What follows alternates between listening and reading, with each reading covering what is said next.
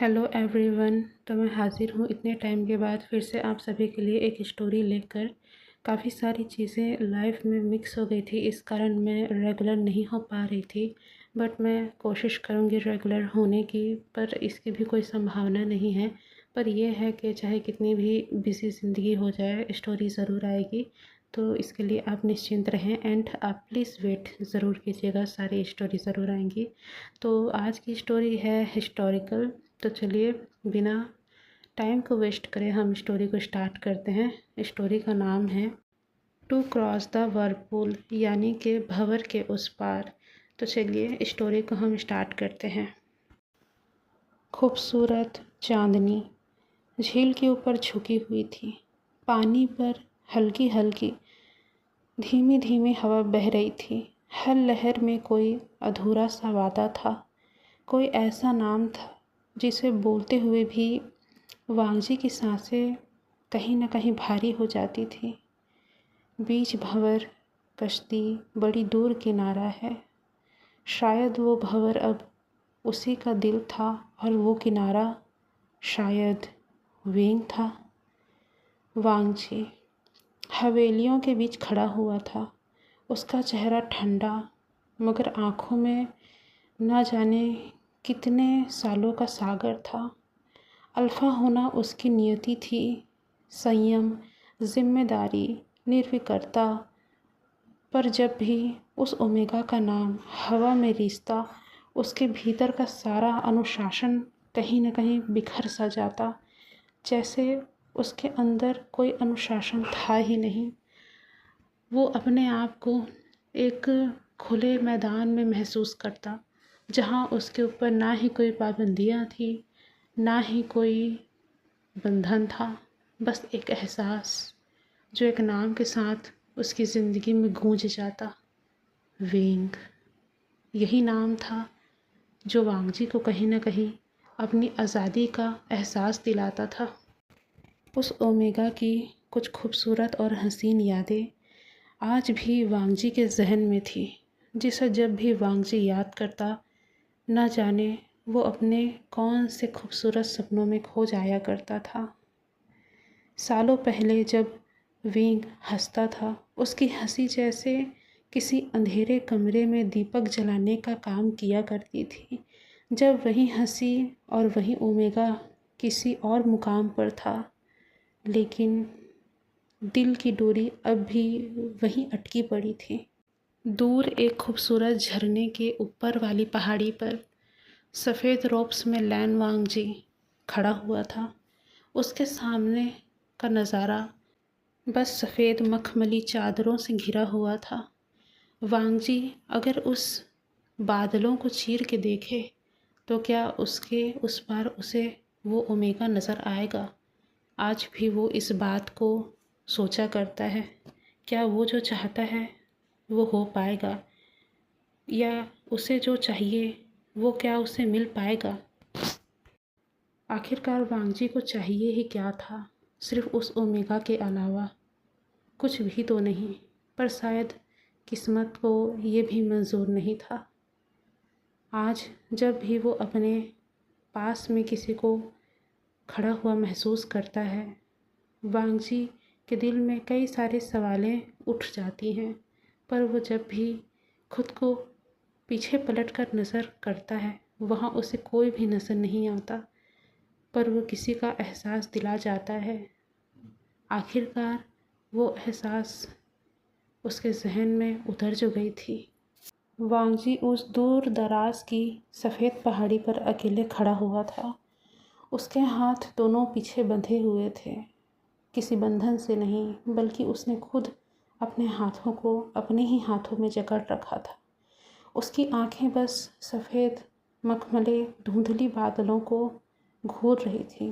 तभी अचानक एक ठंडी हवा आई और वांगजी ने अपनी आंखें बंद कर ली। कोई एहसास था जो उसे छूकर जैसे वापस लौट गया हो। तुम्हें जाना था तो क्यों लौट आए? वांगजी ने खुद से पूछा, और हवाओं ने जैसे उसे किसी बात का जवाब देना ज़रूरी नहीं समझा। और वहीं किसी दूर घाटी के पार विंग अपने कमरे की खिड़की के पास बैठा हुआ था। उसके चारों ओर अंधेरे का बोझ था जिसे हम देख पा रहे हैं। चाहत, किस्मत, अधूरापन, तीनों ही उसके साथ जागते रहते थे हर रात। वांगजी का नाम अब भी उसके मन के गहरे हिस्सों में धड़कता था, बिना कहे, बिना सुने, बिना उसकी इजाज़त के। अक्सर विंग अपने इस दिल की धड़कन को सुनकर भी नज़रअंदाज कर देता था। ऐसा नहीं था कि उसे पता नहीं था कि उसका दिल कहना क्या चाहता है और वो किसके लिए धड़क रहा है, मगर ये बात कह देने का अब साहस उसमें नहीं था। वो साहस अब डूब चुका था। किसी की याद से भीगी पलकों पर अब वही नाम लिखा हुआ था और वो था सिर्फ वांगजी का। हवाओं में अब सर्दी उतर आई थी। लोटस पियर की गलियों में वही गंध बह रही थी जो मौसम बदलने से पहले आती है, पुराने पत्तों की, भीगी लकड़ी की और टूटे वादों की। तभी हम लैन वांगजी को देखते हैं जो अपने घोड़े पर सवार कहीं जा रहा था। काफ़ी समय तक अपने घोड़े के ऊपर सवारी कर लेने के बाद वांगजी अपने घोड़े से उतरा। रास्ते भर उसके अंदर एक अजीब बेचैनी थी। वो पैदल चल रहा था। शहर के हर मोड़ पर उसे लगता था कि किसी की छत पर वही परछाई दिखी उसे, वही कंधे, वही चाल, वही मुस्कान और वही धीमी आवाज़। मगर जैसे ही वो पास जाने की कोशिश करता, बस हवा उसे छूकर निकल जाती और उसके हाथ बस खाली रह जाते। वो उस पुरानी हवेली के सामने रुक गया जहाँ कभी साथ हंसी गूंजा करती थी उसकी और विंग की। जब वो दीवारों की ओर देखा तो उसे सभी दीवारें खामोश और उदास नजर आईं। वांगजी अपनी बेचैन आंखों से सभी चीज़ों को देख रहा था कि तभी एक धीमी धीमी कदमों की आहट उसे सुनाई दी।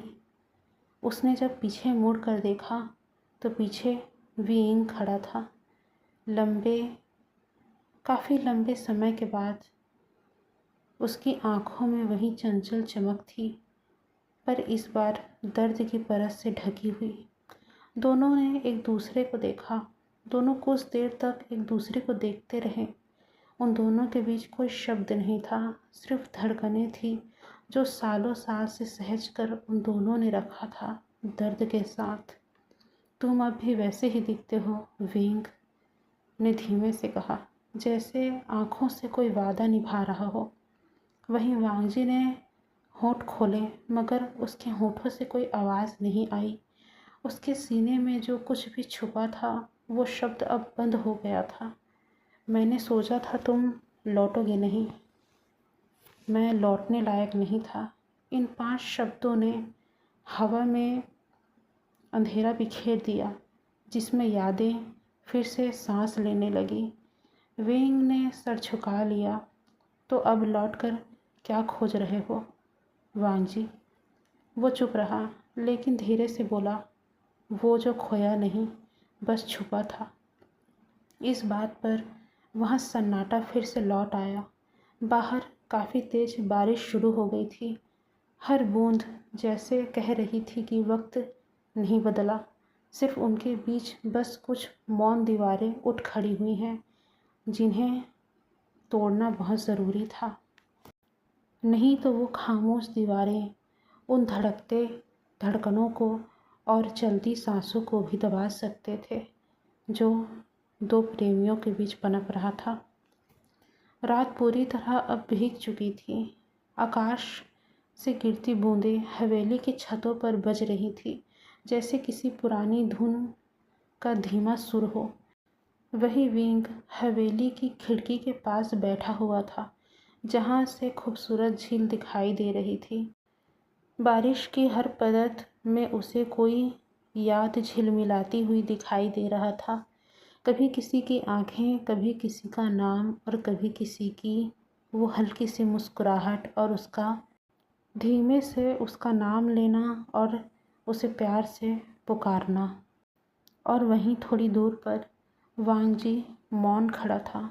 उसकी नज़रें सिर्फ और सिर्फ विंग पर थीं, जैसे वो अपनी आँखों से बरसों की दूरी को एक ही पल में नाप लेना चाहता हो।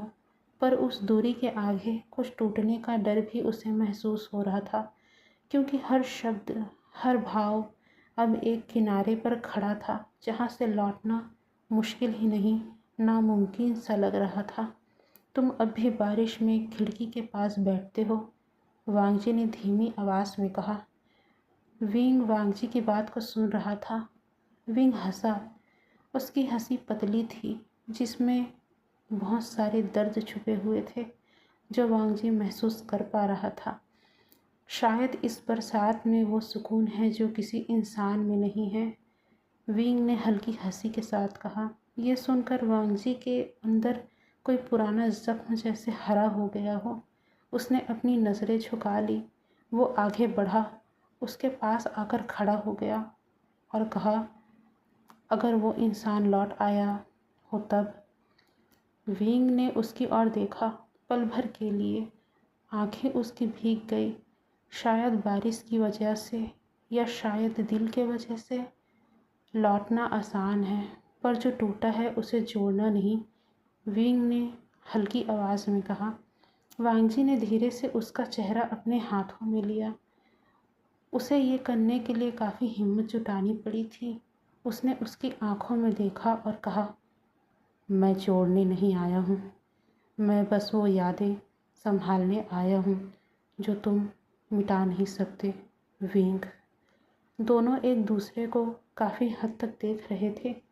बाहर बिजली इतनी ज़ोर की चमकी कि पल भर में पूरा कमरा रोशनी से भर गया और उतनी ही जल्दी फिर अंधेरा हो गया।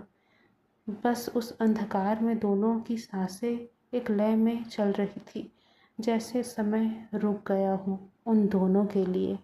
वो रात किसी को स्वीकार नहीं थी, बस उस मौन की थी जिसमें दिल सुनाई दे रहा हो। दोनों काफ़ी समय तक एक दूसरे में खोए रहे। फिर अचानक से विंग वांगजी से दूर हट गया, जिसे देखकर वांगजी कुछ कह तो नहीं पाया, पर दोनों अब अलग अलग कोने पकड़ चुके थे और दोनों ही एक दूसरे को देख तो रहे थे, पर दूर से। ऐसा लग रहा था उन दोनों को देखकर कि दोनों एक दूसरे पर हक तो जमा रहे हैं, लेकिन साथ ही ये भी दिखा रहे हैं कि सामने वाले इंसान से हमारा कोई लेना देना नहीं है। इसी तरह दोनों एक दूसरे को देखते हुए और इसी सोच में अपनी रात गुजार देते हैं। सुबह की पहली किरण खिड़कियों से अंदर उतर आई, लेकिन हवेली के भीतर उनकी ही ठंडक थी जितनी पिछली रात की बारिश में थी। विंग ने खुद को संभाला, पर नींद के भीतर अब भी पुरानी चीखें गूंज रही थी। वो रात जब सब कुछ खत्म हुआ था, वो उसे बार बार परेशान कर रही थी। वो दिन याद आया जब युद्ध का शोर चारों तरफ बिखरा हुआ था। वांगजी के परिवार की प्रतिष्ठा दांव पर लगी थी और विंग का नाम उस आग में खींचा गया था जहां भरोसा और प्रेम दोनों की परीक्षा हुई थी। तुमने उस दिन मुझ पर भरोसा क्यों नहीं किया था? विंग की आवाज़ फट रही थी, जैसे मानो कोई तेज़ बिजली कड़क रही हो। वांगजी ने गहरा सा सांस लिया और कहा, भरोसा था, पर कर्तव्य भारी पड़ा मुझ पर। मुझे अपने लोग, अपने परिवार का सम्मान बचाना था। अच्छा, और मैंने क्या बचाया था? विंग की आंखों में नमी उबल रही थी। तुम्हारा नाम, तुम्हारी सच्चाई, अपनी पहचान तक गिरवी रख दी थी तुम्हारे लिए मैंने। विंग की इस बात को सुनकर वांगजी चुप था। उस खामोशी में हर उत्तर छिपा हुआ था जो सालों पहले कभी कहा नहीं गया था। कभी कभी वांगजी ने धीरे से कहा, हम जिन्हें बचाना चाहते हैं वही हमारी वजह से टूट जाते हैं। वांगजी की बात पर विंग ने सिर झुका लिया। और जब सब टूट जाए तब बचाने का कोई अर्थ रहता है? दोनों के बीच फिर से सन्नाटा छा गया। हवेली के बाहर सूरज अब पूरी तरह निकल आया था और उसकी किरणों ने बारिश में भीगी ज़मीन को चमका दिया था, पर कमरे के भीतर दो दिल अब भी अधूरे उजाले में थे। जहाँ वादे पूरे नहीं हुए थे और चाहत अधूरी थी। अब शाम ढल रही थी। हवेली के आंगन में सुनहरी रोशनी पसरी हुई थी और आसमान पर ढलते सूरज का रंग दोनों के बीच की दूरियों जैसा लग रहा था। न पूरी रोशनी थी और ना ही पूरा अंधेरा था। विंग अब बगीचे में था। उसके हाथ में वही बांसुरी थी जिसे उसने सालों पहले बजाना छोड़ दिया था। वो उसके होठों तक उस बांसुरी को लेकर आया, पर उसमें से कुछ स्वर नहीं निकला। पहले किसी ने धीरे से पीछे से पुकारा, विंग। वो आवाज़ पहचानना मुश्किल नहीं था। पीछे और कोई नहीं, वांगजी खड़ा हुआ था। उसकी आंखों में बरसों की शक्ति और कोमलता एक साथ झिलमिला रही थी। मैं कभी तुम्हारा संगीत भूला नहीं, उसने कहा। विंग हल्की मुस्कान में टूट सा गया। और मैंने कभी तुम्हारा सन्नाटा नहीं भुलाया वांगजी। दोनों के बीच थोड़ी दूरी थी, मगर वो दूरी अब उतनी भारी नहीं लग रही थी। हवा में कुछ बदला था। शायद वहाँ थकी हुई रंजिशें अब उन दोनों से दूर जाने को थी। तुम जानते हो, विंग ने कहा, हर गलती क्षमा नहीं मांगती, बस कुछ समझा जाती हैं। वांगजी ने धीरे से सिर झुका दिया। तुम्हारी खामोशी भी बहुत कुछ कहती है। शायद आज पहली बार मैं सुन पा रहा हूँ। विंग ने हल्की सी मुस्कुराहट दी। वो कुछ देर तक बिना बोले वहीं खड़े रहे। फिर वांगजी ने आगे बढ़कर ज़मीन पर गिरे एक पत्ते को उठाया और उसके हाथ पर रख दिया। ये जो गिरा है वो ख़त्म नहीं हुआ, बस अपनी जड़ से लौट आया है। वांगजी की इस बात पर विंग की आंखें भर आई। उस पल पहली बार सालों की दूरी एक सांस में सिमट सी गई। बांसुरी से अब एक धीमी स्वर उठा, वही धुन जो अधूरा रह गया था। वांगजी ने आंखें बंद कर ली और हवा में वो नमी अब दर्द नहीं, राहत जैसी लग रही थी। झील का पानी अब शांत था। पिछली रात की बारिश ने सारी धूल, सारे निशान धो दिए थे। वांगजी और विंग दोनों एक ही किनारे पर बैठे थे, जहाँ कभी वे अलग दिशाओं में पुराने रास्ते पकड़ चुके थे। विंग की बांसुरी गोद में थी और वांगजी की उंगलियां उसके पास रखे पुराने रेशमी रिबन पर। दोनों वस्तुएं गवाह थी बीते समय की, जहाँ प्रेम और अपराध बोध था, पर कहने का साहस नहीं था। क्या हम फिर शुरू कर सकते हैं? वांगजी की आवाज़ में ज़रा सी झिझक थी। विंग ने दूर झील की ओर देखा और कहा, शुरू?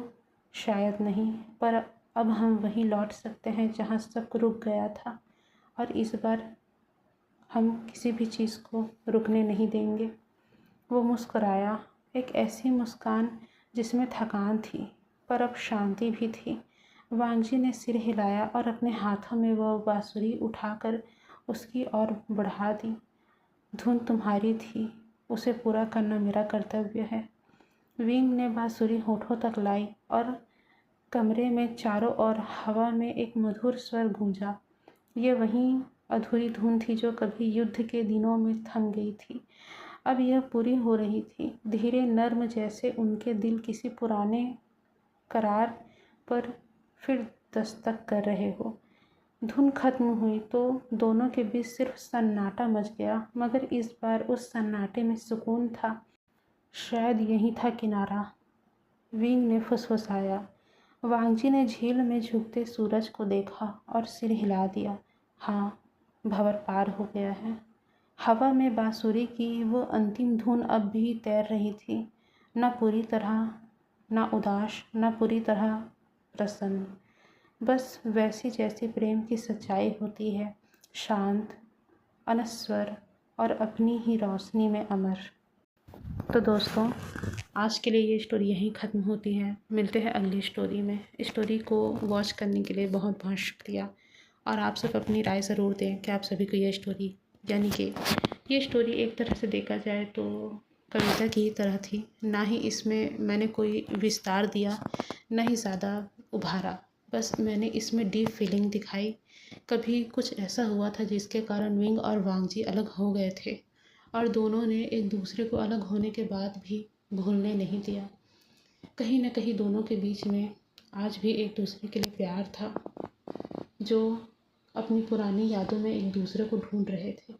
अचानक से दोनों मिलते हैं और दोनों के बीच फिर से टकराव होता है, दर्द का, तूफान का और जज्बात का। पर दोनों हार नहीं मानते। दोनों एक दूसरे के सामने बात रखते हैं और वो बातें दूर हो जाती हैं। यानी कि जो गलतफहमियाँ थीं वो दूर हो जाती हैं और दोनों फिर से मिल जाते हैं। इसमें किसी तरीके का रोमांस नहीं था, बस शब्द थे जो काफ़ी थे एक दूसरों को कहने के लिए, यानी कि एक दूसरे तक पहुंचाने के लिए। विंग ने अपनी सारी भड़ास निकाली और वहीं वांगजी ने अपना बयान दिया, यानी कि अपने किए हुए चीज़ों को उसके सामने रखा कि आखिरकार वो क्या कर रहा था उस वक्त, और दोनों ने एक दूसरे को समझा। वो कहते हैं ना दोस्तों, कभी कभी अगर हम बात करें तो सालों के, यानी कि सालों से पुराने झगड़े भी मिट सकते हैं। बात करना बहुत ही ज़्यादा ज़रूरी होता है। अगर दो लोगों के बीच में झगड़ा हो रहा है और एक इंसान भी अगर शांति से उससे बात करे तो वो झगड़ा तुरंत ही सुलझाया जा सकता है। यही और इसी प्यारी सीख के साथ आज की स्टोरी मैं यहीं ख़त्म करती हूँ। और मैं आप सभी से यही कहूँगी कि अगर कोई बात हुई है किसी से, यानी कि आप कभी किसी से झगड़ा हुआ है, किसी फ्रेंड के साथ या फिर अपनी सिस्टर के साथ, अपनी फैमिली मेम्बर के साथ, तो बस इंतज़ार करें उस समय का जब समय आपकी तरफ हो, और बस दिल खोलकर उससे बातें करें, अपनी बातें रखें, ना कि उसे झुकाएं। बस आप देखेंगे कि आपने बातें रखी और सब अचानक से ठीक हो गया। तो मिलते हैं नेक्स्ट स्टोरी में। Bye guys.